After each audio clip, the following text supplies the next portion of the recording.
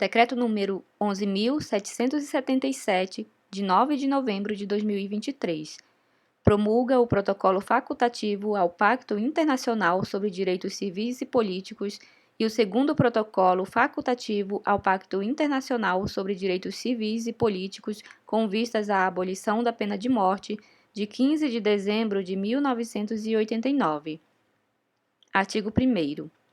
Ficam promulgados o Protocolo Facultativo ao Pacto Internacional sobre Direitos Civis e Políticos e o segundo Protocolo Facultativo ao Pacto Internacional sobre Direitos Civis e Políticos com vistas à abolição da pena de morte, firmados em Nova York em 15 de dezembro de 1989, com reserva ao artigo 2º, anexos a este decreto. Artigo 2º.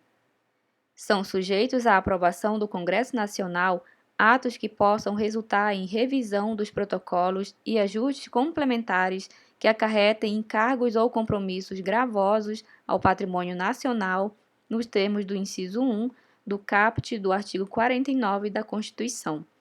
Este decreto entra em vigor na data de sua publicação. Protocolo facultativo ao Pacto Internacional sobre Direitos Civis e Políticos. Os Estados-partes no presente protocolo, considerando que, para melhorar atender os propósitos do Pacto Internacional sobre Direitos e Políticos, doravante denominado o Pacto, e a implementação de suas disposições, conviria habilitar o Comitê de Direitos Humanos, constituído nos termos da parte 4 do Pacto, doravante denominado o Comitê, a receber e examinar, como se prevê no presente protocolo, as comunicações provenientes de indivíduos que se considerem vítimas de uma violação dos direitos enunciados no Pacto. Acordam o seguinte. Artigo 1º.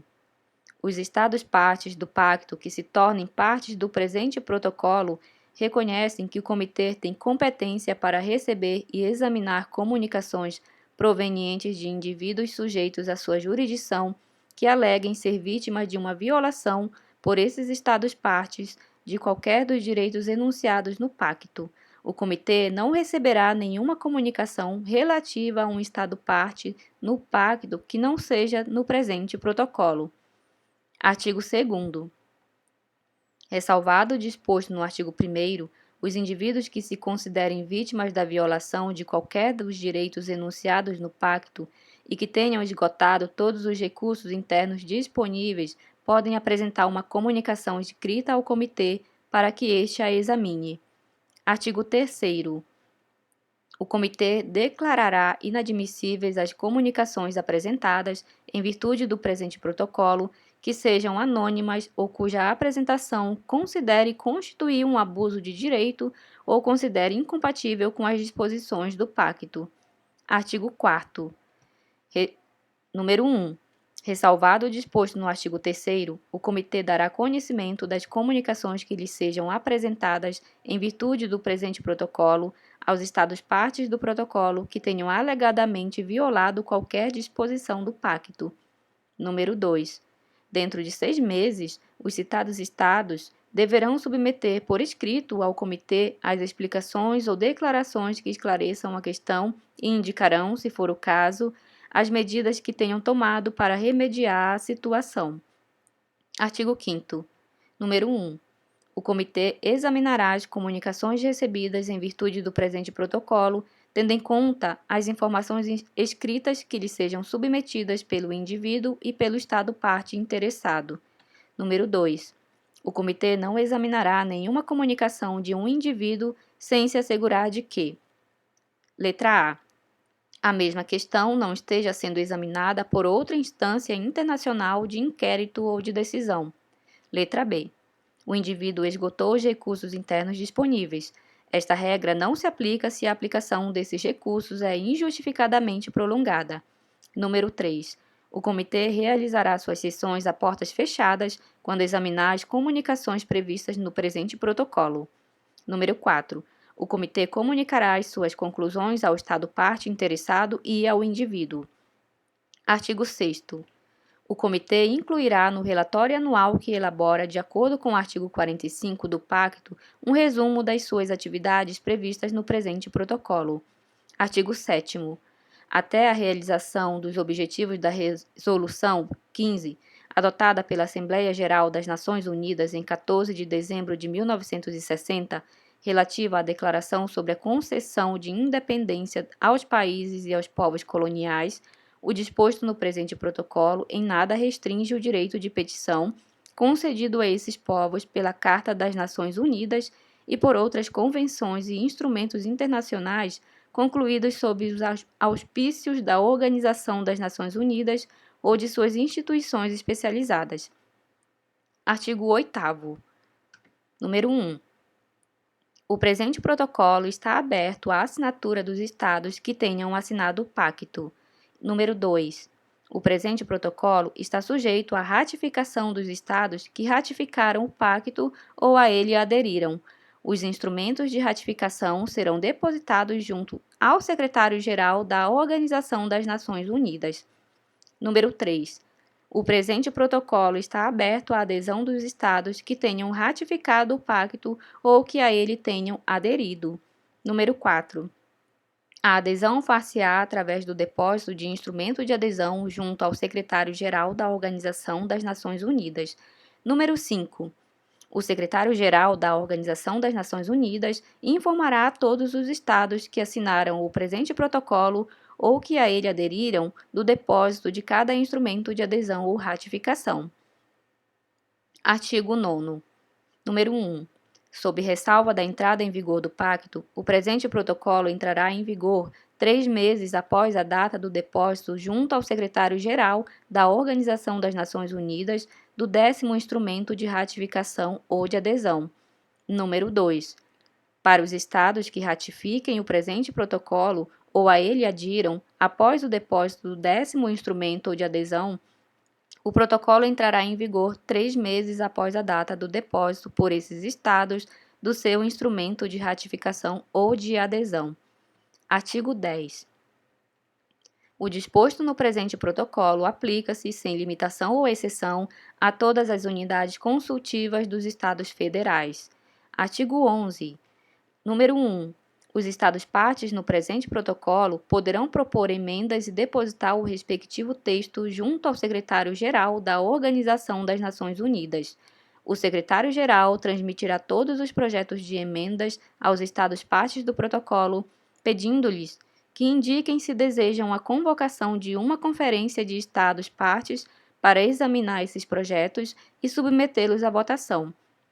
Se pelo menos 1/3 dos Estados se declarar a favor dessa convocação, o secretário-geral convocará a conferência sob os auspícios da Organização das Nações Unidas. As alterações adotadas pela maioria dos Estados presentes e votantes na conferência serão submetidas para aprovação à Assembleia Geral das Nações Unidas. Número 2. Essas emendas entrarão em vigor quando forem aprovadas pela Assembleia Geral das Nações Unidas e aceitas de acordo com as suas regras constitucionais respectivas por uma maioria de 2/3 dos Estados-partes do presente protocolo. Número 3. Quando essas emendas entrarem em vigor, tornar-se-ão obrigatórias para aqueles Estados-partes que as aceitaram, continuando os outros Estados-partes vinculados pelas disposições do presente protocolo e pelas alterações anteriores que tenham aceitado. Artigo 12. Número 1. Os Estados-partes poderão, a qualquer momento, denunciar o presente protocolo por notificação escrita dirigida ao Secretário-Geral da Organização das Nações Unidas. A denúncia produzirá efeitos 3 meses após a data em que o Secretário-Geral tenha recebido a notificação. Número 2. A denúncia não impedirá a aplicação das disposições do presente protocolo às comunidades apresentadas em conformidade com o artigo 2º antes da data em que a denúncia produz efeitos. Artigo 13. Independentemente das notificações previstas no parágrafo 5 do artigo 8º do presente protocolo, o Secretário-Geral da Organização das Nações Unidas informará todos os Estados referidos no parágrafo 1º do artigo 48 do Pacto, letra A, das assinaturas do presente protocolo e dos instrumentos de ratificação e de adesão depositados de acordo com o artigo 8º, letra B, da data de entrada em vigor do presente protocolo, de acordo com o artigo 8º, e da data de entrada em vigor das alterações previstas no artigo 11 e letra C, das denúncias feitas nos termos do artigo 12. Artigo 14. Número 1. O presente protocolo, cujos textos em inglês, chinês, espanhol, francês e russo são igualmente válidos, será depositado nos arquivos da Organização das Nações Unidas. Número 2. O secretário-geral da Organização das Nações Unidas transmitirá uma cópia autenticada do presente protocolo a todos os estados referidos no artigo 48 do Pacto. Aprovado pela Assembleia Geral das Nações Unidas em 16 de dezembro de 1966, em vigor desde 23 de março de 1976. Segundo o protocolo facultativo ao Pacto Internacional sobre Direitos Civis e Políticos com vistas à abolição da pena de morte. Os Estados partes do presente protocolo. Convencido de que a abolição da pena de morte contribui para a promoção da dignidade humana e para o desenvolvimento progressivo dos direitos humanos, recordando o artigo 3º da Declaração Universal dos Direitos Humanos, adotada em 10 de dezembro de 1948, bem como o artigo 6º do Pacto Internacional sobre Direitos Civis e Políticos, adotado em 16 de dezembro de 1966, tendo em vista que o artigo 6º do Pacto Internacional sobre Direitos Civis e Políticos prevê a abolição da pena de morte em termos que sugerem sem ambiguidade que é desejável a abolição desta pena, convencidos de que todas as medidas de abolição da pena de morte devem ser consideradas como um progresso no gozo do direito à vida, desejosos de assumir por este meio um compromisso internacional para abolir a pena de morte, acordam o seguinte. Artigo 1º. Nenhum indivíduo sujeito à jurisdição de um Estado parte no presente protocolo será executado. Número 2.